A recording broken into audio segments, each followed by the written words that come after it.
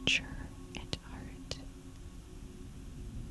made jokes like any other company of young men.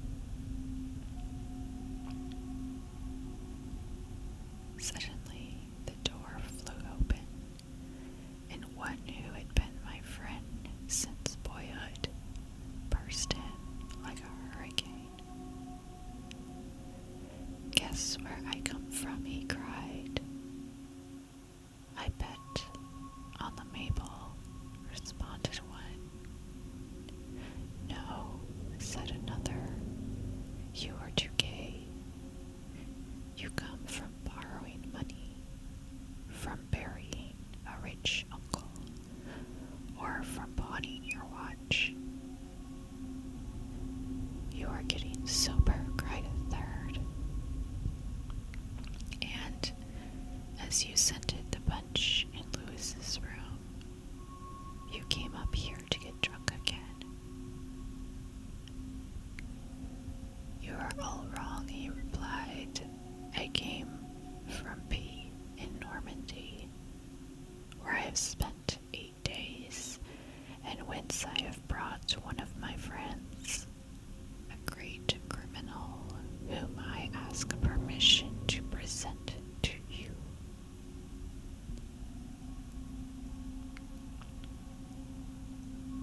With these words, he drew from his pocket the long black hand from which the skin had been stripped. It had been severed at the wrist. Its dry and shriveled shape and the narrow yellowed nails still clinging to the fingers made it frightful to look upon.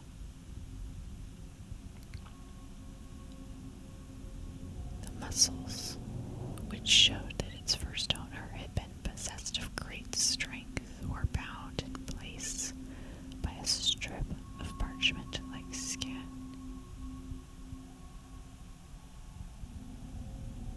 "Just fancy," said my friend. "The other day they sold the effects of an old sorcerer, recently deceased, well known in all the country. Every Saturday night he used to go to witch gatherings on a broomstick.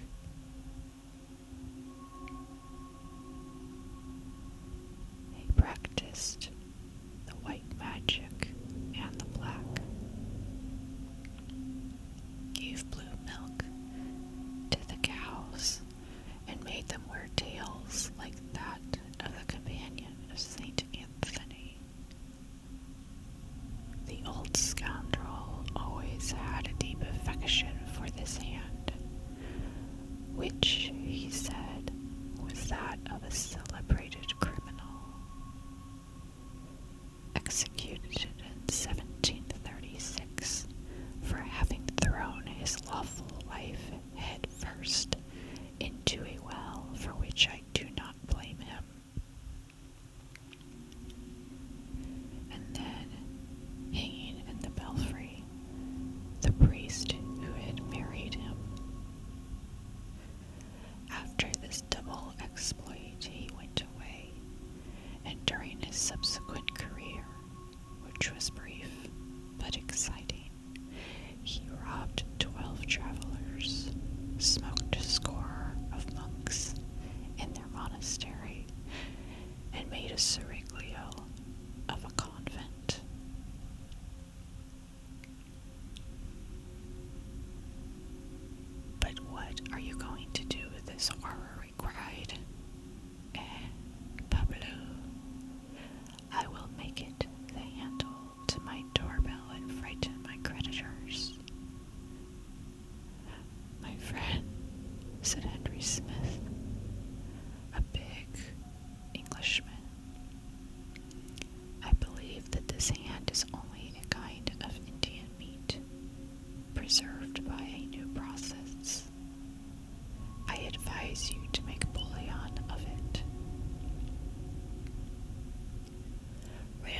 that, messieurs, said, with the utmost sang-froid, a medical student who was 3/4 drunk. But if you follow my advice, Pierre, you will give this piece of human debris Christian burial, for fear lest its owner shall come to demand it. Then, too, this hand has acquired some bad habits, for you know the proverb, who has killed will kill. And who has drank will drink, replied the host, as he poured out a big glass of punch for the student, who emptied it at a draught and slid dead drunk under the table. His sudden dropping out of the company was greeted with a burst of laughter, and Pierre, raising his glass and saluting the hand, cried, "I drink to the next visit of thy master." Then the conversation turned upon other subjects, and shortly afterward each returned to his lodgings. About 2 o'clock the next day, as I was passing Pierre's door, I entered and found him reading and smoking. "Well, how goes it?" said I. "Very well," he responded.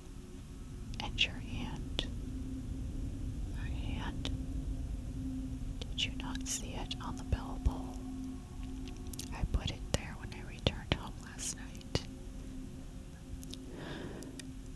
But, apropos of this, what do you think? Some idiot, doubtless, to play a stupid joke on me, came ringing at my door towards midnight. I demanded who was there, but as no one replied, I went back to bed again and to sleep. At this moment the door opened, and the landlord, a fat and extremely impertinent person, entered without saluting us. "Sir," said he, "I pray you to take away immediately this carrion which you have hung to your bell pull. Unless you do this, I shall be compelled to ask you to leave." "Sir," responded Pierre with much gravity, "you insult a hand which does not merit it.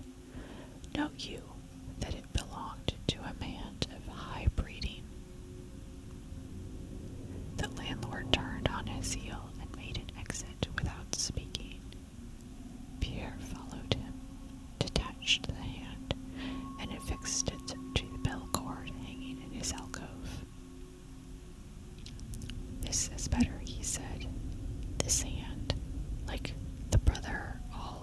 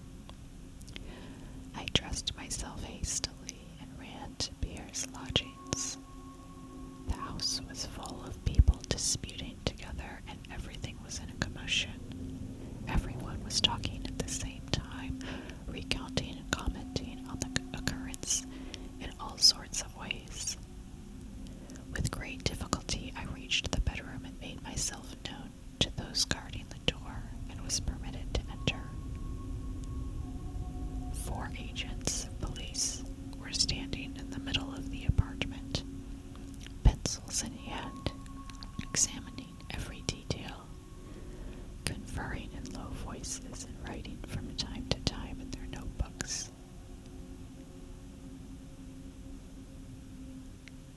Two doctors were in consultation by the bed on which lay the unconscious form of Pierre. He was not dead, but his face was fixed in an expression of the most awful terror. His eyes were wide. The dilated pupils seemed to regard fixedly with unspeakable horror something unknown and frightful. His hands were clenched.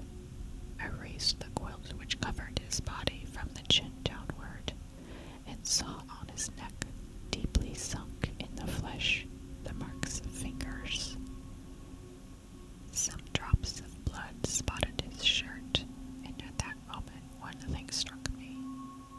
I chanced to notice that the shriveled hand was no longer attached to the bell cord. The doctors had doubtless removed it to avoid the comments of those entering the chamber where the wounded man lay, because the appearance of this hand was indeed frightful. I did not inquire what had become of it. I now clip from a newspaper of the next day the story of the crime with all the details that the police were able to procure.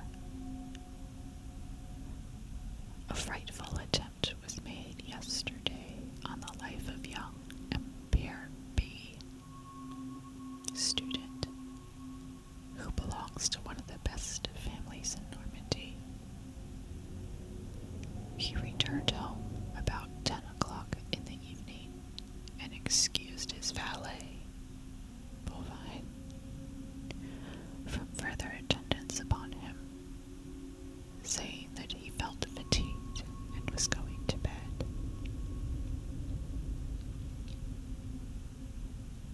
Towards midnight, Bovine was suddenly awakened by the furious ringing of his master's bell. He was afraid and lighted a lamp and waited. The bell was silent about a minute, then rang again with such vehemence that the domestic, mad with fright, flew from his room to awaken the concierge, who ran to summon the police, and at the end of about 15 minutes, 2 policemen forced open the door.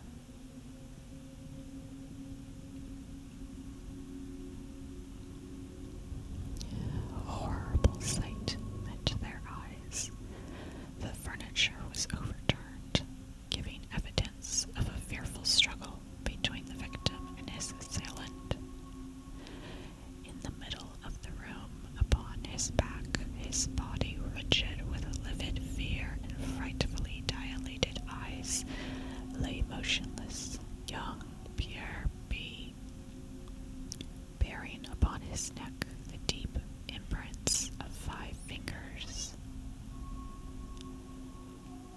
Dr. Bourdon was called immediately, and his report says that the aggressor must have been possessed of prodigious strength and have had an extraordinarily thin and sinewy head, because the fingers left in the flesh of the victim 5 holes like those from a pistol ball, and had penetrated until they were almost bent. There is no clue to the motive of the crime or to its perpetrator. The police are making a thorough investigation.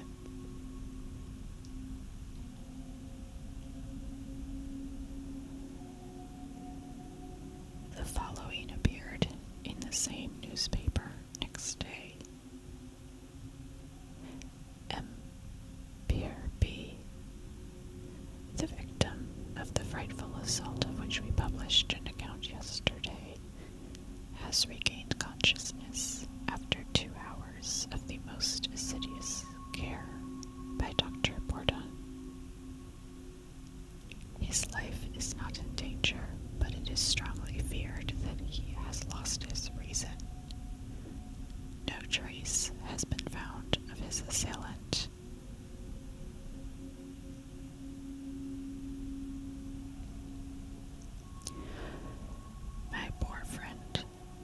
was indeed insane.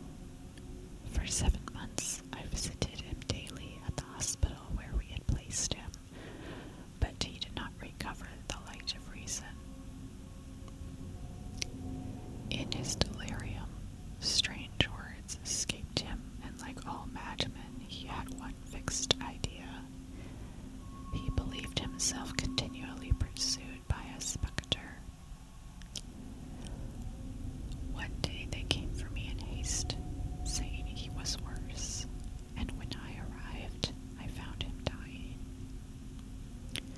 For 2 hours he remained very calm, and then suddenly rising from his bed, in spite of our efforts, he cried, waving his arms as if a prey to the most awful terror. "Take it away! Take it away!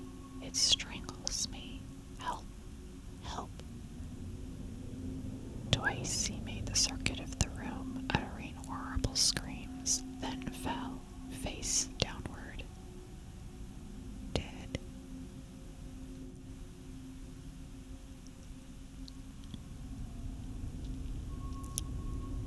As he was an orphan, I was charged to take his body to the little village of B in Normandy, where his parents were buried.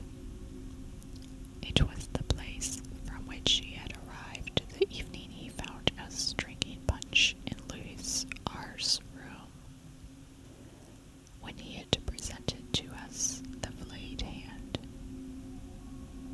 His body was enclosed in a leaden coffin, and 4 days afterwards I walked sadly beside the old cure who had given him his first lessons, to the little cemetery where they dug his grave. It was a beautiful day, and sunshine from a cloudless sky flooded the earth. Birds sang from the blackberry bushes where many a time, when we were children, we had stolen to eat the fruit.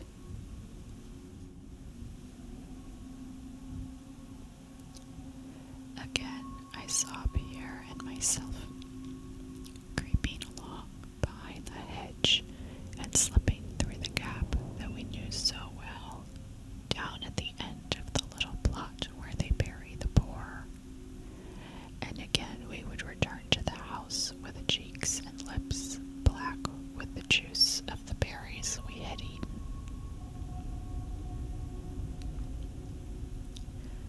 I looked at the bushes.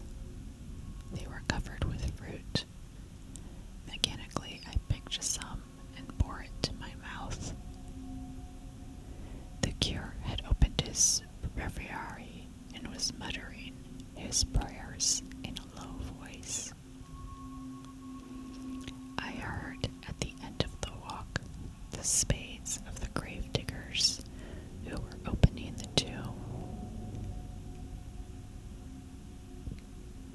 Suddenly they called out.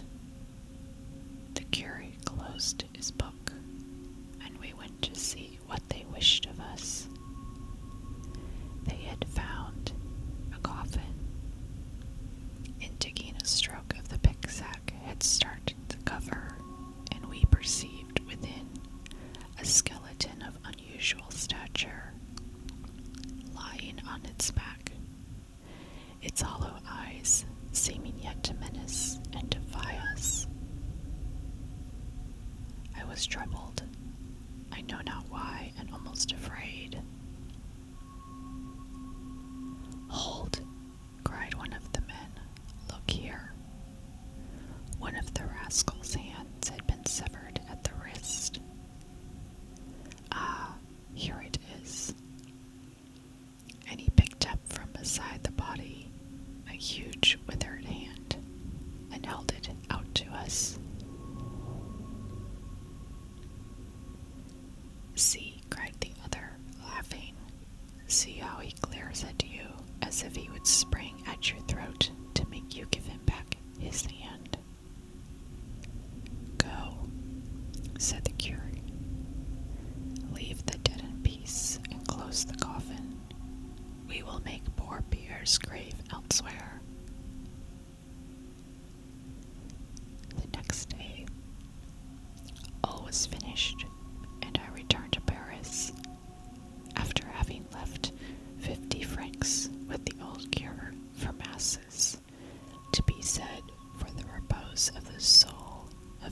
separate